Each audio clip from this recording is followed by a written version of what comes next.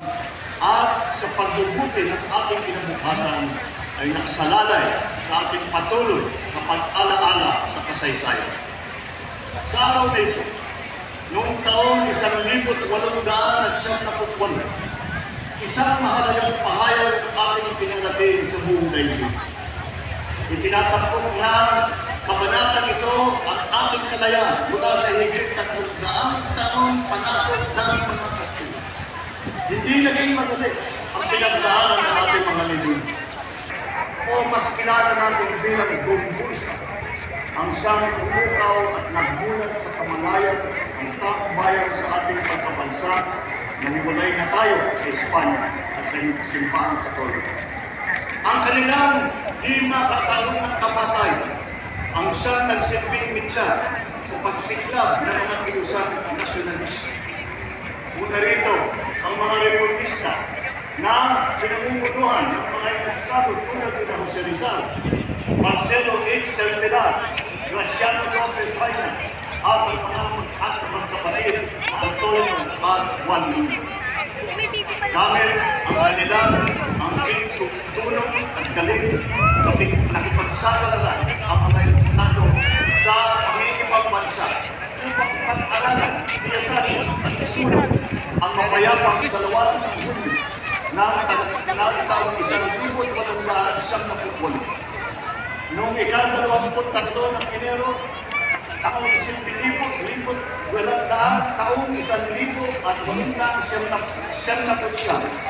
ay ganap na itinatag ang Republika ng Pilipinas. Ngunit sa kabila ng tagumpay na ito, sumailalim pa ang bansa sa pananakot ng mga Amerikano na humantong sa hidwaan sa pagitan ng Pilipinas at Amerika. Patuloy na isinulong ng mga Pilipino sa pamumuna ng Manuel Peso at Sergio Osmeña ang kasagailan at kalayaan. Pananakot sa atin. Sa kanilang pagsusumikap, naitatag ang Commonwealth of the Philippines upang magsilbing tulay patapusin ang bagong Pilipino na narito ngayon. Ang tunay na diwa ng kabayanihan, kalayaan at pag-asa.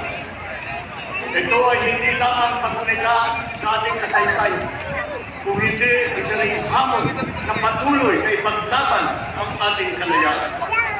Kaya naman, sa pagdiriwang natin ito, binibigyang pugay natin ang lahat ng nag-alay ng buhay at lumaban para sa ating kalayaan at kaligtasan. Ang kaakibat ng pagpapahalagang ito ay ang ating pangako na ipagpapatuloy ang kanilang sinimulan. Ang ating buong loob na panindigan para sa ating karapatan bilang isang bansang buhay. Ang ating tapat at masigyang pakikilahok sa mga gawain mga mabuti sa ating mga pamayanan at ang ating mga hukay na pagsisikap upang mapabuti ang pamumuhay ng ating mga mamamayan. Ang ating mga inuno ay hindi umurong sa luma.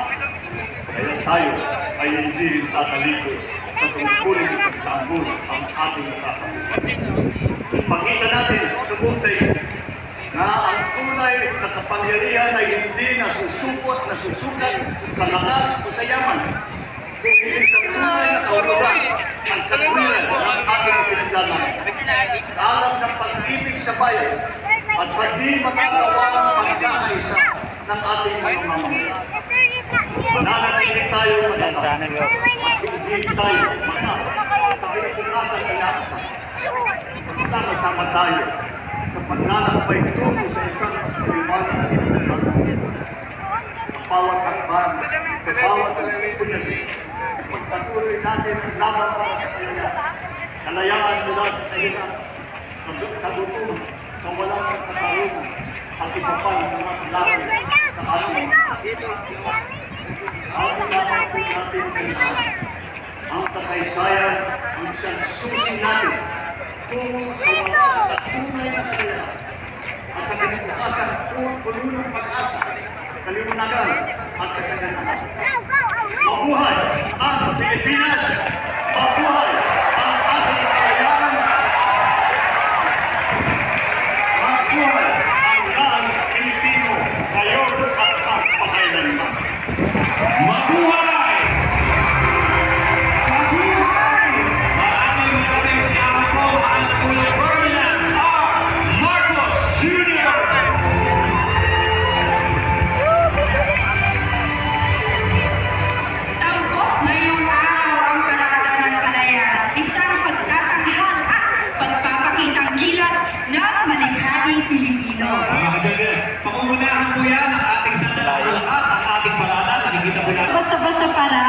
maging isang patimpalak, ang manalalong float ay magkakamit ng bonggang-bonggang papremyo. Oo, kaya huwag na po natin palagaling pa. Eto na po, isang masikapong palakpakan para sa Parada ng Kalayaan! Narito po ang mga tagapangalaga ng bansa na naglilingkod sa iba't ibang larangan. Sinasagalan ng bansa sa anumang pagpamanta. Sila na nagtataglay ng katapangan at kagitingan, patuloy na nakikipaglaban para sa kapayapaan at kalayaan na ating tinatamasa. Maasahan sila sa panahon ng pangangailangan sa anumang larangan, saan man at kailanman. Bumubungad po ang parada na kinabibilangan ng mga kawal ng Pilipino. Mangyaring magsitayo ang lahat para sa pagdating ng ating watawat ng Pilipinas.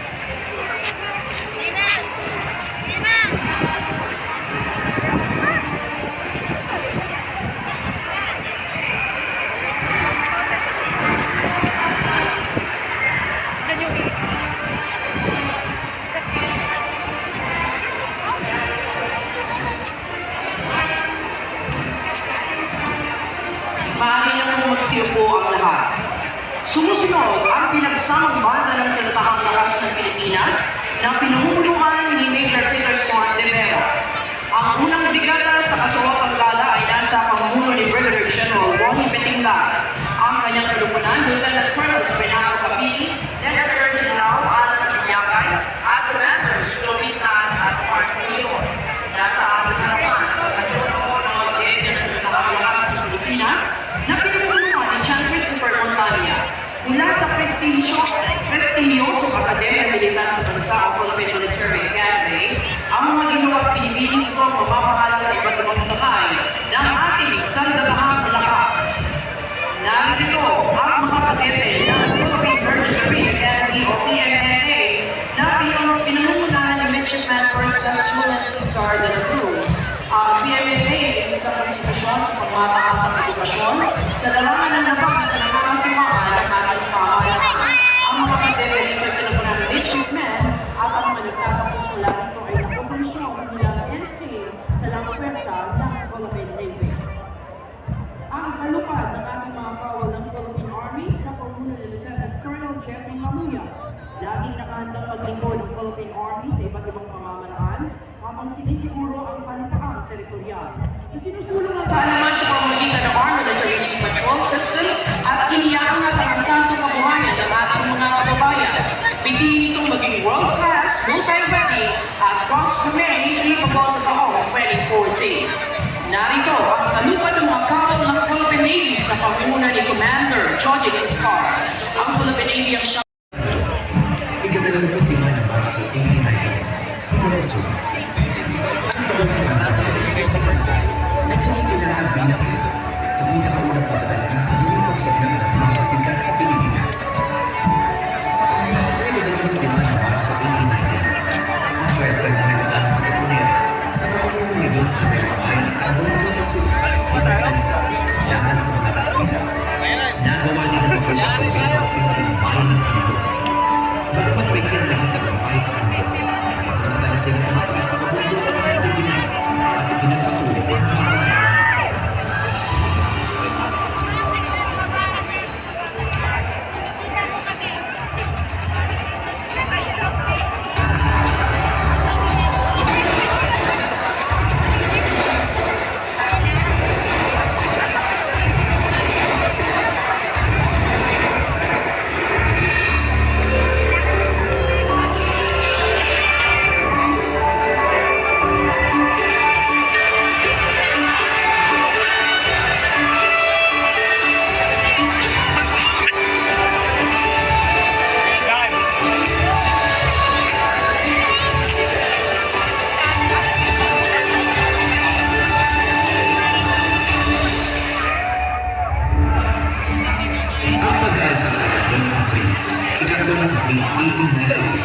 Cebu. Noong ika-2 ng Abril 1890, libo ng Palaspas.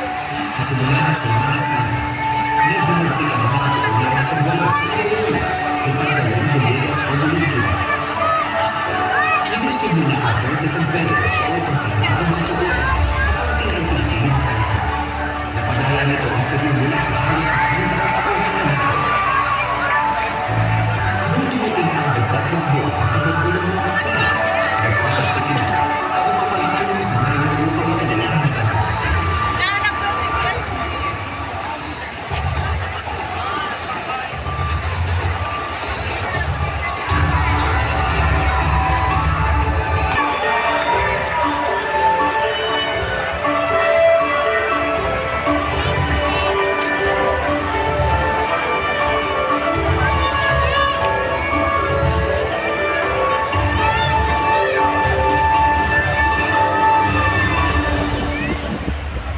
Labanan sa alakan, unang pagbubayway at ang proklamasyon ng Kalayaan.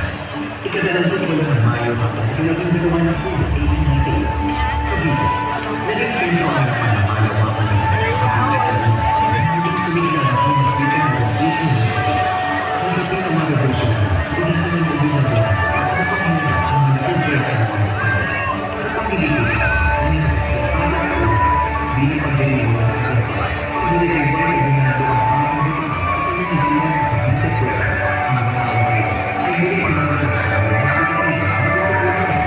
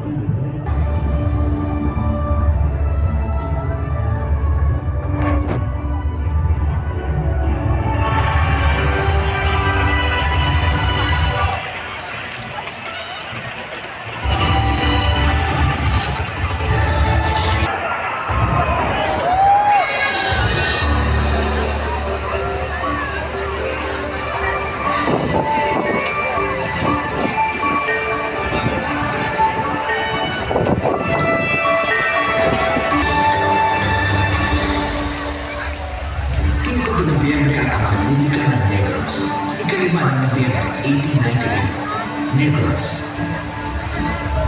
Dahil sa pagkadisiplina sa pinagapang reforma sa Niyang na bato, nagpasya ang mga may-ari ng lampas ng Visayas tulad ng mga Lason, Talavera, Lamos at iba pa yung suporta ng Negros Katipunan para sa kanila.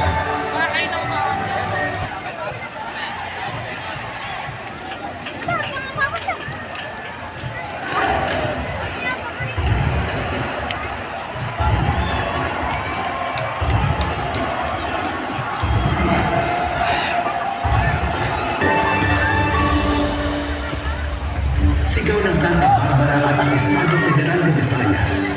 Ika-17 ng Nobyembre 1898. Iloilo, ika-17 ng Nobyembre 1898. Nagtipon-tipon ng